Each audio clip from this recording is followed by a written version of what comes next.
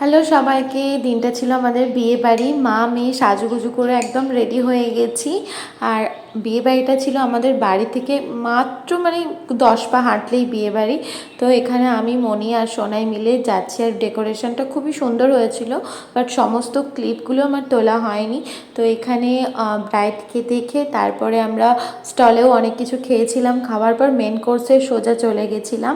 আর তার আগে যাওয়ার আগে তো এখানে বর আসছিল, তো সেই জন্য বর দেখতে আর কি দাঁড়িয়ে গেছিলাম।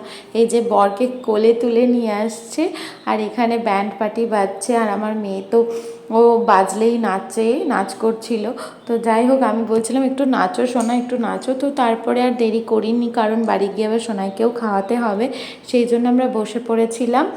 আর স্টলে খেয়ে না আমার পেট ভরে গেছিলো, সেই জন্য আমি খুব একটা বেশি কিছু খেতে পারিনি। তবুও সব কিছু নিয়েছিলাম, অল্প অল্প খেয়েওছি, নষ্ট করিনি, খেয়েছি। এখানে চিকেন স্যাটে ছিল, পনির স্যাটে ছিল।